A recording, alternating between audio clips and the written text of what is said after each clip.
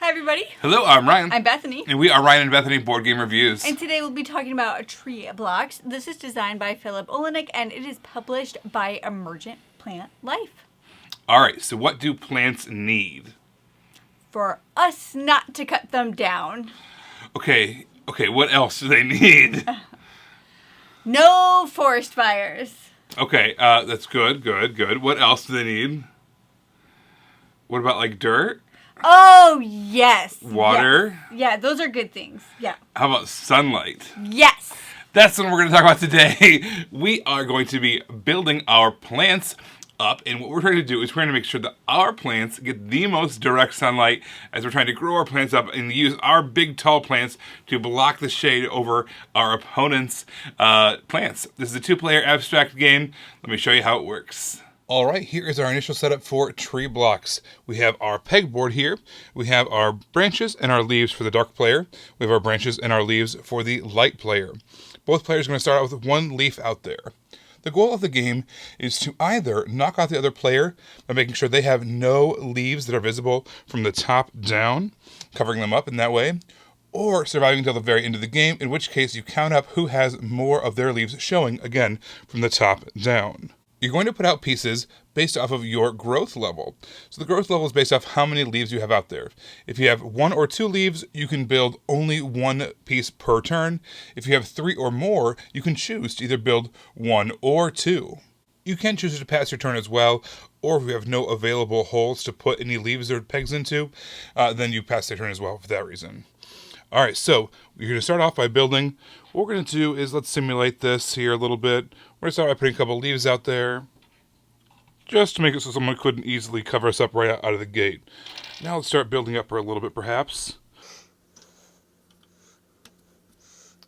We're going to put out a 3rd leaf.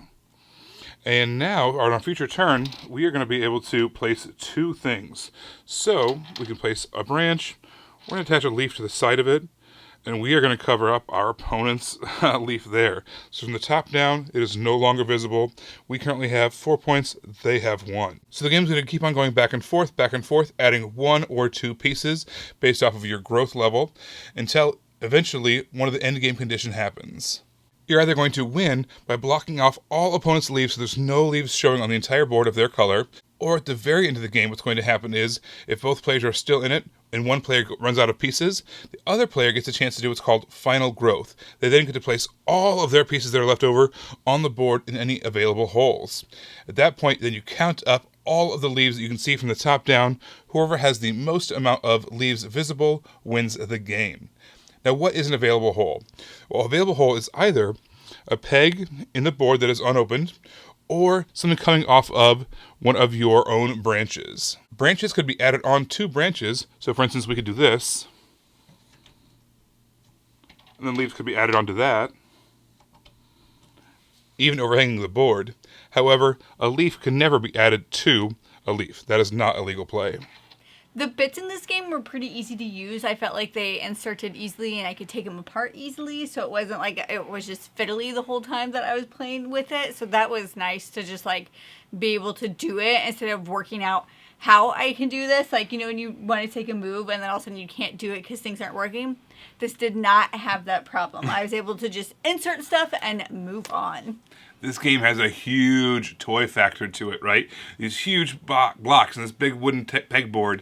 This is something that, you know, when you're setting up, people are drawn to it, right? They just see it and they're like, that looks interesting. And in fact, our daughters, they saw us playing it and they were like, can we play it? And we're like, sure. And I taught them the rules. And then they played it, but then they ended up just like building. Yeah.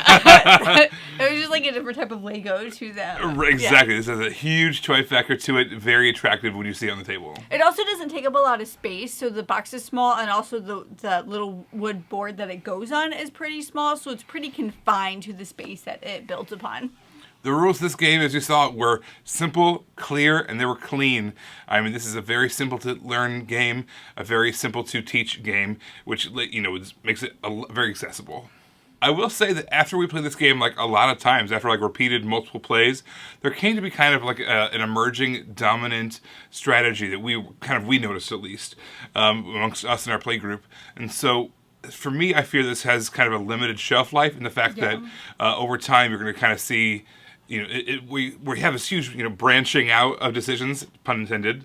It's kind of whittled down to this one or two dominant strategies. So it's kind of takes away from the initial excitement that you had of building these plants and trees up, because you were kind of fall into the same routines as you try to do the one thing the best. I'm not gonna tell you what it is though, so you can explore for yourself. So I really like what this game is about, and I remember when we saw pictures of it looked really neat. When I heard the concept of it looked really neat. I just think for me it kind of missed the mark. Like, I was wanting it to be this thing, and then it just didn't deliver on that expectation for me. So it just missed the mark for me. Yeah, I mean, for me, this is a two-player game. It's an abstract game. Has this cool-looking pieces to it. It sounds really interesting. And like I said, sometimes it hits, sometimes it doesn't. But honestly, if anything we said sounded interesting at all to you, if the tree theme and that growing, that blocking sounded interesting to you, maybe it's worth checking it out. Treeblox, I think it's exclusively on Amazon, so I think I'll put a link to it down below to check it out. Alright, everybody, thank you so much for watching. Don't forget to subscribe so you can see our videos as they come out. Until then, you can find us on TikTok. We are under Ryan and Bethany. On Facebook, we're Ryan and Bethany Board Game Reviews. On Instagram, we are Ryan and Bethany. And on Twitter, we are Ryan and Bethany 1. You guys, thanks for watching, and we will see you next time. Bye. Bye.